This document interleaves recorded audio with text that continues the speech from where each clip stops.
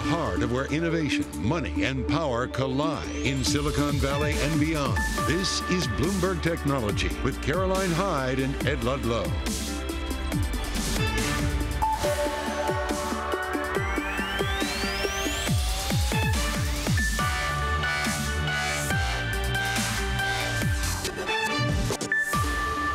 Caroline Hyde at Bloomberg's World Headquarters in New York. And I'm Ed Ludlow in San Francisco. This is Bloomberg Technology. Coming up, Sequoia splits into 3 firms. The venture capital powerhouse divides into several entities. That's as geopolitical tensions, they're on the rise. We'll break down the announcement. And Coinbase is the latest target by the SEC, with the regulator suing the exchange. We'll discuss the US crackdown on crypto ahead. Plus, we've got to dive into the state of virtual and augmented reality following Apple's Vision Pro release. We've got the CEO of AR company Magic Leap on the show. All that and so much more coming up. First, let's check in on relatively muted markets today. Regional banks getting a kick higher, but in general, we're looking at what the World Bank is warning about the global environment in which we stand. What of interest rates? What of the disruption to global economies? We're up 0.5% on the Nasdaq as big tech manages to push up, even though Apple is a little lackluster. We see the 2-year yield, though, on the higher side, 5 basis points on the front end. That means maybe we're less confident that the Federal Reserve will put on ice some of those rate hikes, even rate cut. Remember, Rich Clarida, he's the vice chair of the Fed today, saying, look, we're not cutting anytime soon and likely to see on pause for the time being. Euro currently up by 0.2%. Interesting that inflationary pressures just dialed back that little bit in the Eurozone. Meanwhile, Australian central bank fighting inflation hard. This really is the global narrative, inflation and how that affects global growth. But moving on, because, well, one risk asset, one growth asset might say, actually having an interestingly volatile day. We're back to it with Bitcoin and actually trading higher, 26,000. It was still well below that 30,000 number that we managed to crack a little while ago. We were worried about some of the effects of the SEC focused on crypto, but actually managed to push higher at about 10 a.m. there or thereabouts. So maybe people are buying the dip at the moment, Ed. Yeah, very clearly moving to the downside is Apple, off by 0.3%. The street basically saying this is either sell the news or details of the Vision Pro mixed reality headset already priced into the stock. We will have a lot of day 2 reaction and analysis from that big WWDC event. I'm looking at a lot of the chip sector as well. Taiwan Semiconductor, this is the US ADRs, up by 2%. They restated their full-year CapEx guidance, coming at the low end of the previously guided range, around $32 billion, having an impact in markets. Applied Materials, the chip equipment maker, higher by a percentage point, have been lower. The idea being less CapEx spend by the world's biggest contract chip manufacturer would not be good news, but actually a rebound there. And sticking with chips, Intel, higher by 4.5%. The company selling $1.5 billion worth of its stake in Mobileye, the automotive tech name, and with options to sell further shares as well. The other top story is Coinbase. Shares down significantly after the US Securities and Exchange Commission, the SEC, said it's suing Coinbase for breaching securities law. Bloomberg also has fresh thoughts on this from SEC Chair Gary Gensler, weighing in on the state of the crypto industry and the steps it needs to take to protect customer assets and its integrity. Have a listen. I think the crypto industry more broadly, if it's going to have any success going forward, has to come into compliance with basic public policy about disclosure, about avoiding conflicts, about properly segregating customer funds and guarding against fraud and manipulation. Without that, this whole area stands a chance of collapsing like a house of cards. The SEC sues Coinbase. Let's unpack it further with Sonali Basak, Bloomberg Wall Street reporter. Sonali, what is at the core of the SEC's argument here? A few things here we have to think about. This claim that the SEC is making that they are acting as an unregistered broker-dealer and listing unregistered securities, which has been up for debate in the crypto community when it comes to regulators, at least for a long time now. Coinbase, we know, says that a lot of the things that they've listed are not securities, while the Securities and Exchange Commission believes they are, and they have a very specific list here of tokens that they have referred to as believing as securities. When we've spoken to Brian Armstrong about this on the record. They have talked about the listing process they've had at Coinbase, so we know that they vigorously disagree with what the SEC is saying. Listen, Ed, I think there's another couple of twists and turns in this story, too, because if you remember, Coinbase actually had looked to acquire or had acquired a broker-dealer license that has been dormant with the SEC. So I expect that to come back up again because they have been talking about that in recent months. So it's not for lack of trying to become a broker-dealer as they are being sued by the SEC here. Let's just broaden the conversation to Binance, which of course was the news of yesterday.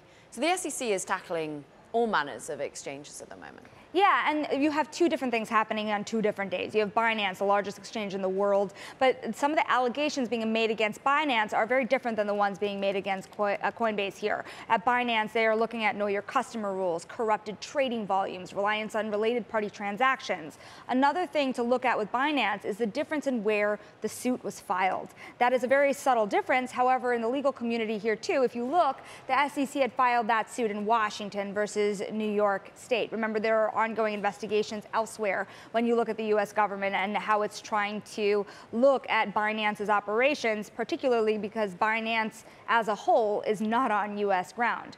When it comes to Coinbase, again, this is a matter more largely of not just unlisted securities or the allegations of having unlisted securities. It is also the staking as a service, which, as we know, is a pretty critical on-ramp in the way we think about how people will engage in crypto moving forward.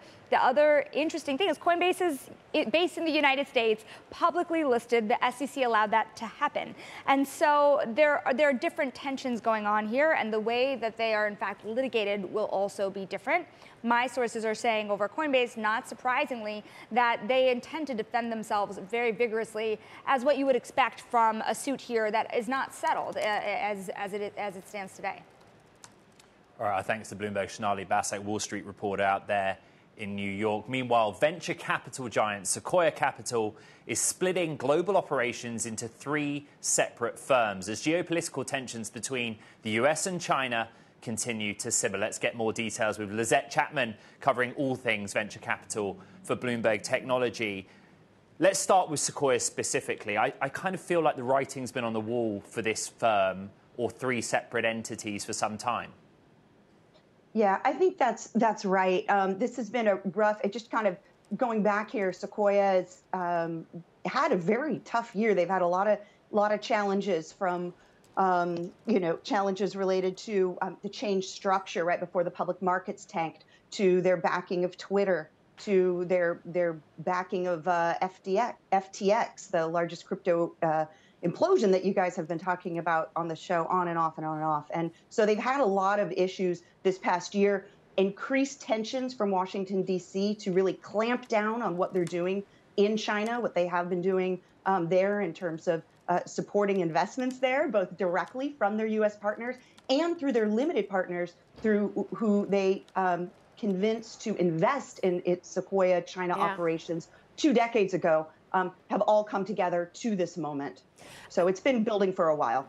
But then the ripple effects, Lizette, Coatue, Lightspeed, China partners, as well as DST Global. Do we expect that others will have to make similar moves? Is this a very individual, idiosyncratic event?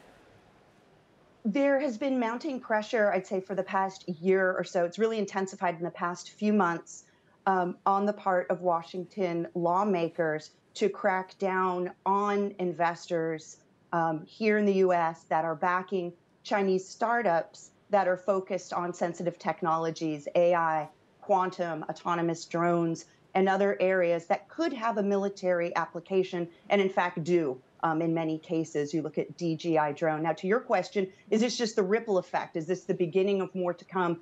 Again, we don't have, that's a great question. We haven't heard anything from Lightspeed and Coatue and some of the other US-based investors who've also made big bets there. But there is activity on the Hill. There is an EO, an executive order, which is expected. And it has been expected for some time. It has not yet come through. So what that EO is going to look like and whether it's the first step of many or the final will help answer that question, Caroline. Yeah, the policy landscape perspective is that Bloomberg has reported the president is considering limiting outbound investment to China. When you and I, Lizette, are out in the Valley at events, whatever, speaking to venture capitalists, there's also this ethical and philosophical consideration, either about taking money from Chinese LPs or deploying capital into Chinese startups. Just tell us what you're hearing on that front. Well, one of the biggest, that's a great point. One of the biggest things that you and I have both been hearing has been this bickering kind of between, VCs that are really investing and focusing on defense technology and national security applications that seem to be the loudest voices in the room. These are ones including Founders Fund and Andreessen Horowitz through their American Dynamism Fund that are looking at U.S. Competition in these emerging technologies and the applications that it could have for military. Now, in terms of what this means and kind of that tension between those firms, we haven't heard anything yet from any partners as to whether this split up is enough or not. But there is concern about the support that U.S. money is giving a lot of firms. I think it's worth noting that it's that one thing that Sequoia did not mention in this is what's going to happen to their U.S. partners that still have an interest in the funds that have already they've made these investments years and years ago. I'm thinking about TikTok. I'm thinking about DJI and other ones where they have billions and billions of dollars, but it's illiquid. And they made these investments at a time that it was legal. So now we're looking at a situation where they have this money, but they can't necessarily get it out right now. And that's not even the focus of their announcement today, but that's kind of the elephant in the room to some extent. And they said, hey, it's not geopolitical tensions that are pushing us. They kind of downplayed that in some statements, but it's kind of tough to avoid that when any, I don't really know that is going to be their final statement on it. Ed Chapman. We'll see. I'm sure there'll be plenty more reporting coming from you on all of this. We thank you so much for breaking it down. Meanwhile, coming up, of course, we've got to discuss Apple's push into spatial computing. What does that mean? And are consumers going to bite at a $3,500 price tag? We'll see. Watching shares of Apple at the moment as we head to break, of course. Currently a bit muted. They've been bouncing around on the day. On an intraday basis, we're off by 0.5 percentage point. So maybe we bought the news, sold the fact. This is Bloomberg.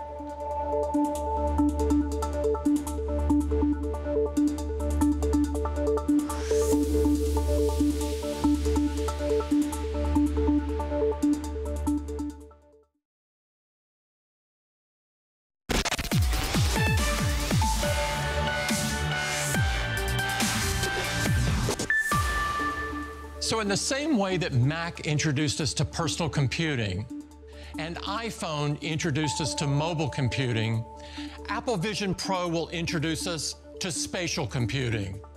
This marks the beginning of a journey that will bring a new dimension to powerful personal technology. Tim Cook there. One day on after the Worldwide Developers Conference, unveiling the Apple Vision Pro and the era of spatial computing. For more, let's bring in Julie Ask, Principal Analyst at Forrester, who has jetted in on the red eye, having been at that event. So 10 out of 10 for all the effort to be made to describe to us what on earth spatial computing is.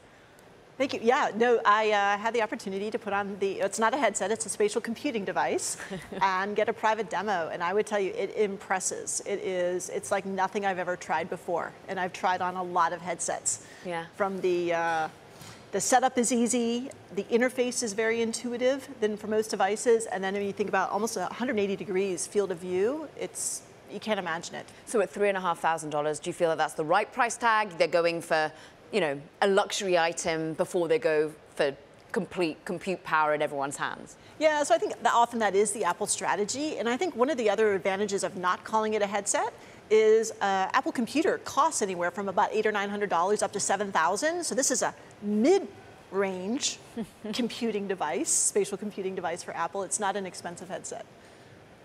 Julie, I'm sorry, I've got to go back to this. The one question that everyone has. I was at Apple WWDC as well. What is spatial computing? Yeah, it's 3D. So let me give you a few examples of what that means. So in one example, I was what appeared to be on the top of a cliff above a fjord in Norway, and I was able to peer over. I was also able to sit at the edge of a lake and listen to the lapping water on the shore while reading a book.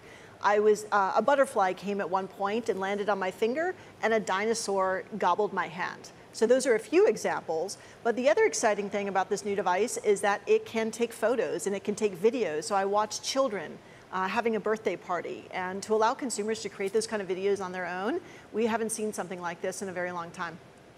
What jumped out at me when I got up close and personal with the Vision Pro was the appendage, the battery pack, and the grey cable running from it. What did you make of that?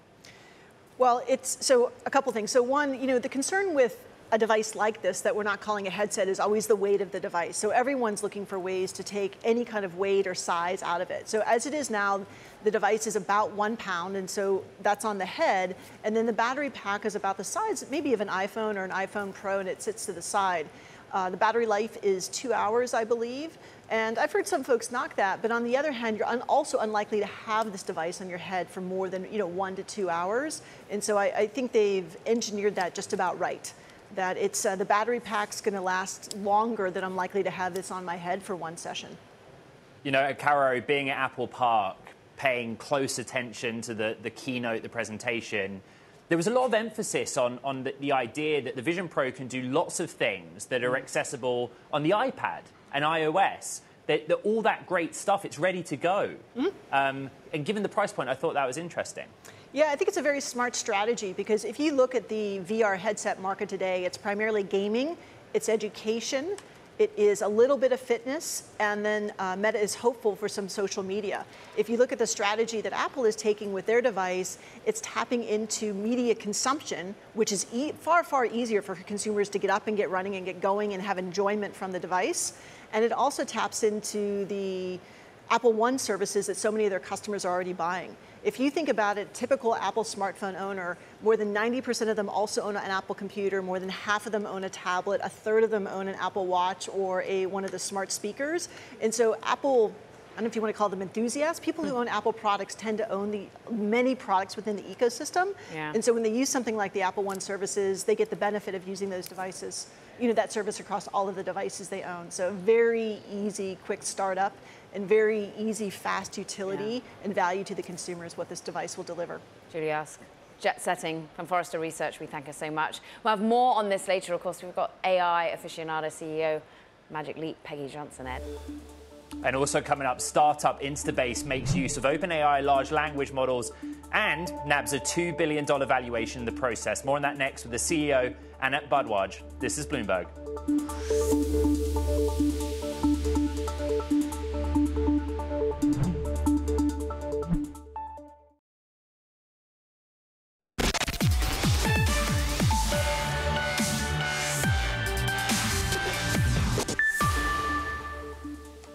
Business services startup Instabase has raised a new round of funding, doubling its valuation to $2 billion, a deal buoyed by the company's use of new generative AI tools in its suite of corporate products. Let's bring in the CEO, Annette Budwaj, for more.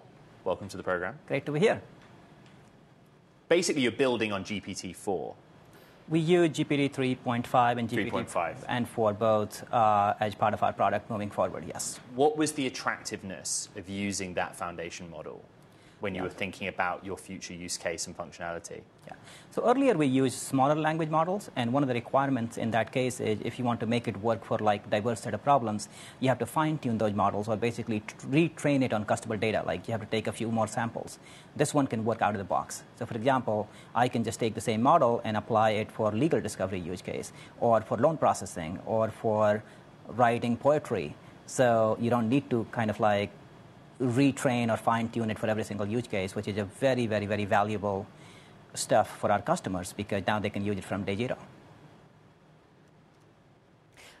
Overall, the focus that you've made on productivity and the idea that this is going to sort of revolutionize, this is what the market seems to be gripping onto, the fact that AI is going to inject trillions of dollars of productivity into the overall economy. Do you buy into that, and do you think that the efficiency is right here, right now, and you're able to sell this sort of product easily into your overall client base? Yes, I do believe so. And I think I'll give you an example along the spectrum of from individuals to small businesses to large enterprises. Like, currently, AI has reached to the point where, like, for people like us as an individual, if we want to file taxes, we can give all the documents and it can generate the tax filing for us, saving like a lot of time. And you can find like hundreds of use cases of similar kind. Now let's take an example of like small business. Let's say you are a legal firm and you have to do like, you provide immigration, sort of like form filling or immigration services. Now you can collect all the data from your customers and AI can read all of those stuff and generate automatically the form filling, saving a ton of time. And we already work with like large enterprises. In fact, 4 of the top banks are our customers in the US. Globally, we have several customers like Standard Chartered, NatWest, AXA, and so on. And mortgage processing or know your customer or client onboarding, we have been able to automate all those, and we are seeing that AI can significantly increase productivity, both at individual level as well as at operational level. I can tell that being able to reel out all these current customers, the adoption rate, that's going to be easier to raise funds in that sort of an environment. But this is a difficult environment to raise funds. How quickly could you raise them? Was it the amount that you wanted? And ultimately, what do you put the money to work for, Anand? So yeah, this environment is definitely slightly more difficult than prior environments that we have been. In all the prior environments, we never had to go out to the market to raise. In fact, somebody came and offered us the money. In this case, we talked to a few investors. It took us about 3 to 5 months of total time to raise the round. But it wasn't super complicated, mainly because most of the investors who participated were already our existing investors, which helped us significantly. Yeah, Arjun Sethi of Tribe Capital, been on this program, takes a board observer seat with you. What is it like doing business with OpenAI? I know Brad Lightcap helped you technologically, but what is the financial relationship between you? Is it good value using their underlying model? So it's definitely a good value for us in the sense that we can help our customers get value very, very quickly. From the perspective of OpenAI relationship, given that we work with very regulated environments like banks, we had to get into special partnerships like what happens with data retention policy, what is privacy, what is security, how we can run the models in a way where it is compliant with the requirements that we have. So that's why we had to develop a deep relationship with OpenAI to make sure that we can run it that way. 15 seconds. Dreams of going public? Yes. Oh, okay. One-word answer, Caroline. Dreams of going public. He got the memo, Instabase CEO. Anand, great speaking with you. Thank you, Anand Bhardwaj there. Meanwhile, so much more ahead when it comes to the focus on AI and indeed to the venture capital community. We've got VC Spotlight coming up in a moment. From New York, from San Francisco, this is Bloomberg.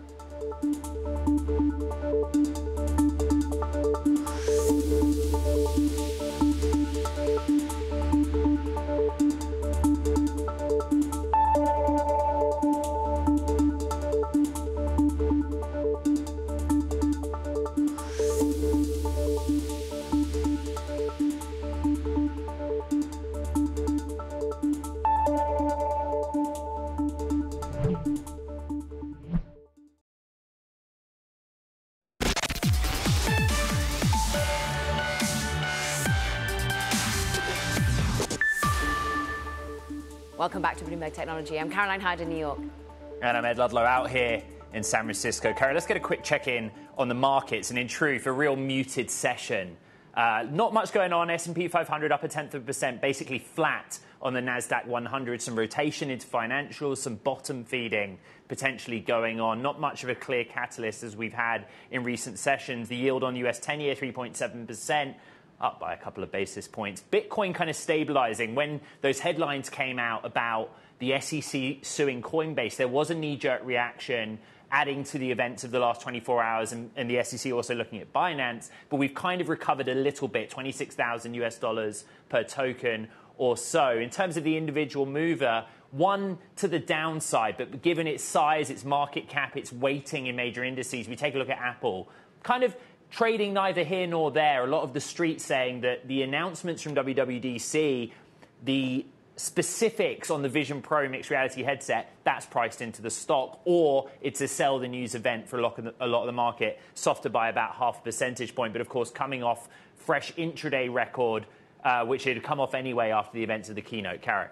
Yeah, and it was notable at that keynote how perhaps artificial intelligence was just laced in there into the future of this product and the future of the chips, of course, that they were announcing, the strength, the capability, generative AI being one of them. We want to dig into artificial intelligence a little bit more in our VC Spotlight segment, and we want to bring in an investor who's also a founder, deeply rooted in AI. Jacqueline Rice-Nelson is here, general partner and early stage venture fund Coalition Operators, and the CEO and co-founder of Tribe AI. It's a network of one of the world's top technologists that builds advanced AI solutions for companies of all sizes.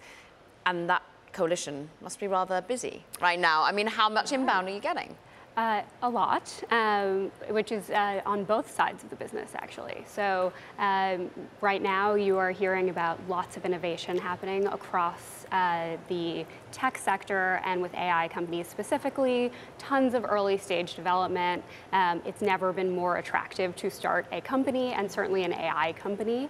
And then on the Tribe side of the house, companies have never needed more help to become AI companies. And so we are really helping with that sort of last mile of delivery from experimentation into really helping companies build solutions that they can put in front of the market and the products. And look, what the market, what investors, what everyone is trying to discern is whether the hype is reality, whether all these talk of trillions of dollars being added to overall GDP and productivity is actually happening. When you're building with Tribe AI inside corporate America right now, are you seeing real productivity gains? It's still early in, I think, the AI market period. But if you even look pre-generative AI, there have been tremendous gains from machine learning. You really only need to look at Google, Amazon, Facebook, et cetera. There probably isn't a part of these businesses that isn't running with AI and machine learning. You just mentioned it yourself. Even though Apple didn't talk about AI explicitly, it was embedded into everything they announced yesterday.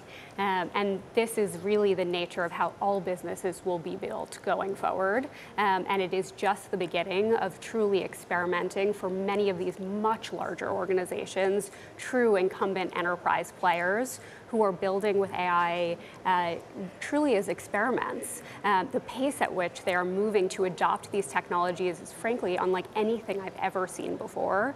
But I think the gains from them are still sort of in that experimental phase. And this is very much where my thesis is on the market, is that we are still so early, and the opportunity for enterprises to become AI companies is going to create massive value creation across the economy. Well, Jacqueline, with your venture capital hat on, how do you play the market in real terms? $12.5 million doesn't seem like a lot of dry powder, even at the seed or early stage. You know, we just had Instabase on, $2 billion valuation for a company built on GPT 3.5, but it's basically an enterprise company. So how do you actually have a meaningful impact and establish a portfolio of companies that will give you a realistic chance of exit down the road? Yeah, absolutely. And this is what's on everyone's mind right now. So when I look at the early stage market, I'm really looking at pre-seed through Series A. And these opportunities are still quite nascent. Some of them are priced at crazy levels, and others are still quite attractive from a pricing perspective. So there's really a range, and I think we are getting in on the ground floor. What I get really excited about is companies that are actually using AI to solve real problems. And so I really do think of this as sort of the new vertical SaaS.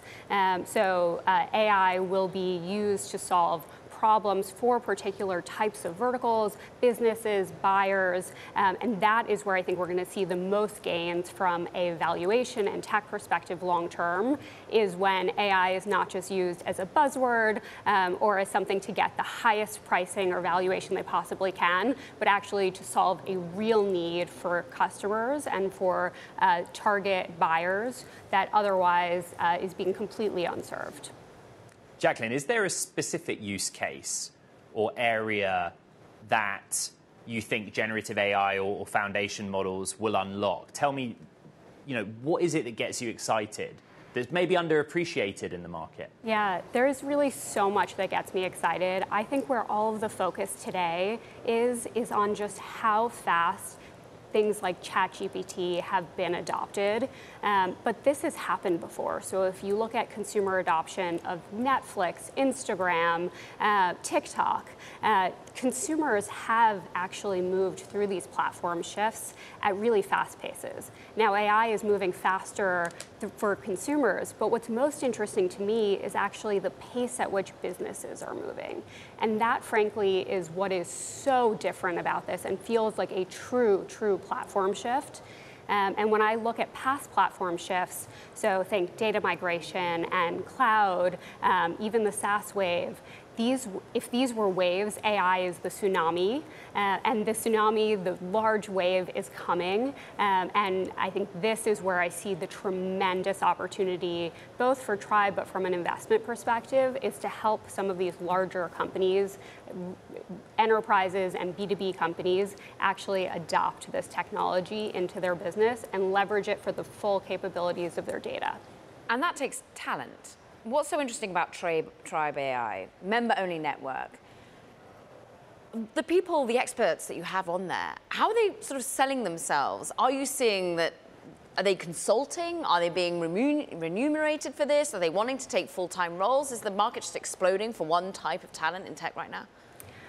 Yes, it is. I think when people think about AI, they really think about just one particular skill set in this market. They think about the traditional classic AI engineers, the types of people who can build these foundation models. What's most interesting to me is one, I don't think that talent set is actually as scarce as other people do. So we have managed to actually amass hundreds of truly the top tier talent in this industry.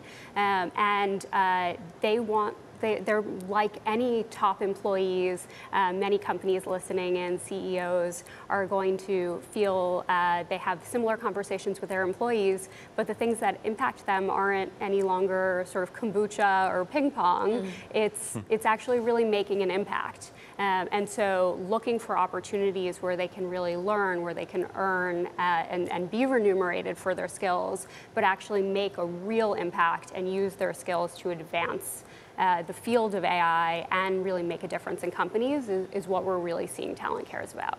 How diverse is that talent? Because there's a lot of focus that there's bias in AI. The AI is probably going to disrupt jobs mainly held by women. How diverse and people of color women are there in your talent pool?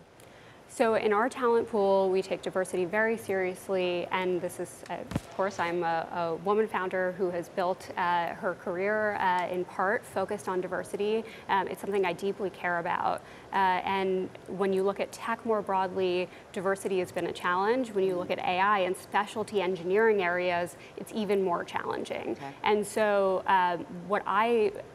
we make a very concerted effort to make sure we're recruiting a diverse talent pool and staffing a diverse talent pool across projects and companies. And then beyond that, I think what I spend a lot of time thinking about is incentives. So ethical AI and building AI that reduces bias is going to be critical no matter how diverse the network is, because we all are humans and fallible. And so how can we actually build incentives into really all aspects of development in this field, such that people are actually building responsibly and building systems and programs that will make humanity better, not just make companies more efficient. Coalition Operators partner and Tribe AI CEO and co-founder Jacqueline Rice Nelson, thank you. Thank you for having me. Now, still ahead, first day in the books. It's Linda Yaccarino's first day as Twitter CEO. More on what's in store for her after the break. This is Bloomberg.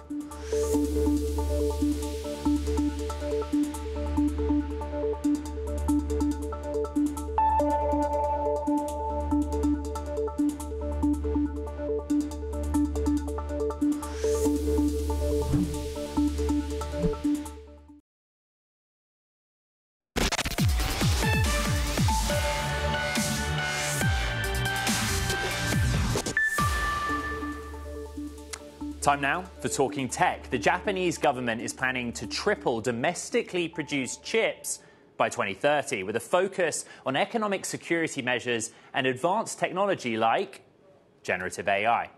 And TSMC just tempered its outlook for 2023 capital spending as the main chip maker to Apple grapples with soft demand for smartphones in particular, but also computing chips. TSMC reaffirmed projections for revenue in the first half of 2023, which will decline by about 10% in US dollar terms. And Baidu, an edtech company that's providing services to more than 150 million students around the world, has skipped payments on a $1.2 billion loan, escalating a conflict with lenders. The firm says it won't make any further payment to the lenders until their dispute is decided in court. Caro. Fascinating global array of stories. Let's go even more global right now, Ed, and turn to one of the most read stories on Bloomberg right now, most tweeted about, it's going viral. Shock merger between the PGA Tour and its Saudi-backed rival, Live Golf. Let's talk about that and the Middle East kingdom's money increasingly influencing not just our world of tech, of VC, but also the world of sports. I'm pleased to say Bloomberg's Scarlett Fu rushes to set all about this. And, OK, this seems like quite a sudden change of tune coming from the player. Completely, because they were just locked into this vitriol and a lot of charges flying back and forth, lawsuits between the two. They're pretty entrenched in their two sides. The PGA Tour arguing that Live Golf was coming in and stealing away players with lots of money, which of course it was doing, and Live Golf saying that the PGA Tour was acting monopolistically by banning anyone who participated in Live Golf tournaments from playing in the PGA Tour. So they were suing each other. It looked like this break in the sport, a civil war in the sport, and then all of a sudden you get a surprise merger with the two sides saying, you know what, all the lawsuits will now end, and the governor of Saudi Arabia's sovereign wealth fund, which of course backs the Live Golf Tour, will be the new chairman of this as yet unnamed company, and the PGA Tour will appoint the majority of the board. So, if we're going in with sporting analogies, has someone won here, and is it Live? I'm not sure. It's not clear, but it would seem that the PGA has kind of conceded here because it was really staking this claim, saying that what Liv was doing was trying to buy players. They were the home of the traditional golf, PGA Tour was, and Liv was coming in as an upstart. So certainly by the looks of it, with Saudi money now infusing the PGA Tour or this new company, you could make that argument. On the other hand, Liv didn't really have any broadcastability for its tournament. Yes, they signed a deal with CW Networks, but that was in the U.S. Beyond that, they were streaming on YouTube and also on their own website. So it's not like they were getting a lot of viewers, and they certainly weren't attracting sponsors either. I mean, there are quite a lot of viewers on YouTube, maybe. We're talking tech, of course. But, Ed, I mean, this does feel like something that we talk about day in, day out, of just the power and the deep pockets, particularly Saudi Arabia, of Middle East in general, and ultimately that brings power, that brings board membership, that brings a voice. It brings a voice. It's a debate that's been raging. I bet you Scarlett Fu watched Full Swing on Netflix. I watched it, and they documented this whole saga. But do you know what's crazy? How many golf fans there are right now? You go on Google Trends, Scarlett. Yeah. Immediate spike in searches on this topic, real-time data. Because, like, how many people really play golf and are searching for it on Google Trends? But also, it's the most trending thing on Twitter in the US. It is surprising because before the pandemic, it felt like golf was going into this decline where everyone was saying this is a stodgy old sport. They really need to find ways to reach a younger audience, younger viewers, younger players. And then the pandemic came along, and then you have this naturally socially distanced sport. Everyone wanted to get outside, and it was a revival in the sport of golf. And as you mentioned, Ed, Full Swing, the Netflix documentary on golf, it just worked out timing-wise that it happened right along the Live Golf dispute. And so you had players talking about it, deliberating over it. There were press conferences where people didn't want to answer questions on it. So timing-wise, it all worked out for the sport of golf. For the PGA Tour, certainly it felt like it was being encroached upon by Live Golf. And I guess now, in retrospect, it seems inevitable that something had to happen between these two sides. But at the time, they were really dug in. It didn't seem like there was any daylight. There was any way that the two could come together. I actually asked Netflix for some viewership figures around Full Swing. I was curious how many people actually watched it, and they haven't replied yet. We'll bring you that data. Scarlett, I guess it all comes down to money. Yes. You know, there's been some interviews this morning. They've put out statements. What do we know about the investment and what's at stake here? Well, we don't know how much Saudi Arabia is going to put into this new as yet unnamed company, but they will have a stake. It will be a minority stake. But we do know that reportedly the Sovereign Wealth Fund, Public Investment Fund, reportedly made a $2 billion investment in Live Golf. They back, of course, the golf league as well. So if more money was needed, they would certainly plow that into it. My understanding is that Live Golf did not make a whole lot of money in its first year, about $75 million at most in revenue last year. And again, that goes back to the lack of big sponsors because most of the sponsors were committed to the PGA Tour. Now that changes, of course, with the two sides deciding to come together. There's still a lot of question marks, though, about all these legal battles because even though the two sides have decided to end their lawsuits against each other, the Department of Justice got embroiled into this as well. They're investigating the PGA Tour for monopolistic antitrust behavior, and maybe they'll come in and say, you know what, the two sides, you can't merge. We don't know. And in that instance, it was because the PGA Tour said to the players, you can't go. You know, it's just an amazing dynamic. You go with them, then you can't come back to us. Right. And who would have thought on across 18 holes that would be an issue? Bloomberg Scarlet Fu, thank you very much. Now, still ahead, first day in the books, Linda Yaccarino's first day as Twitter CEO. More on what's in store for her after the break. This is Bloomberg.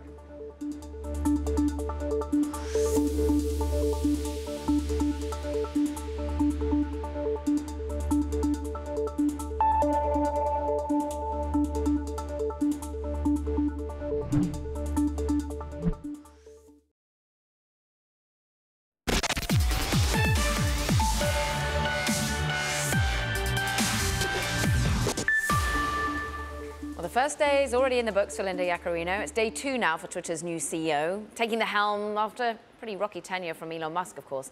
Look, let's just dive a little bit deeper into what lies ahead for Linda Yaccarino and Twitter at large. Bloomberg's Sarah Fryer, I'm very pleased to say, joins us. And you know, optimism abound when you look at her tweets, but ultimately she's got a big sort of area to stabilize, particularly when we've seen some important executives lead, particularly in the trust and safety part.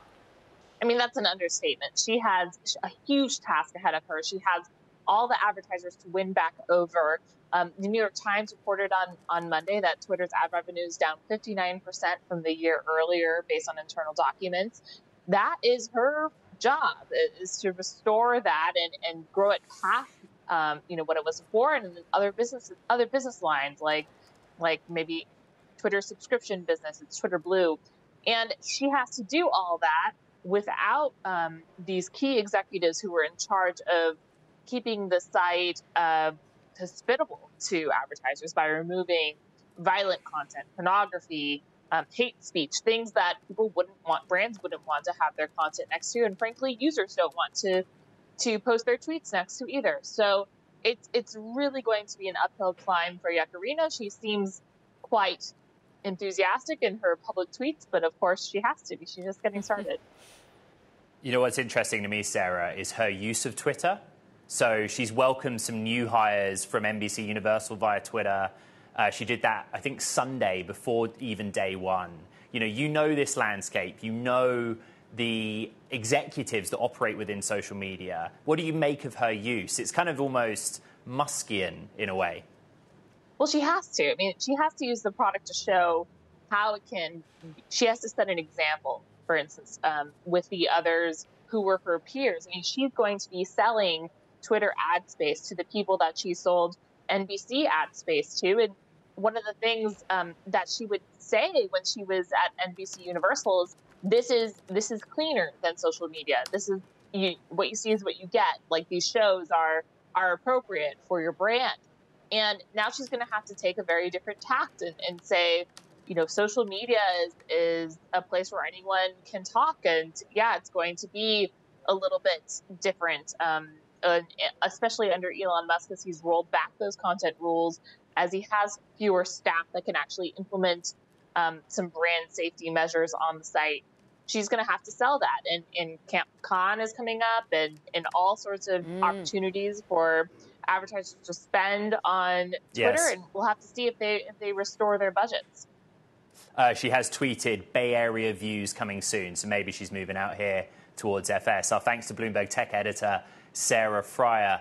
Wow, 2 days in. What a week so far. That does it for this edition of Bloomberg Technology, Karen. Yeah, you do not want to forget our podcast, of course. You can find it on the terminal, as well as online on Apple, Spotify, iHeart, wherever you choose to digest. And yeah, if you go to some of those, well, history in the making, they call it on those tweets. More on that soon to come. This is Bloomberg.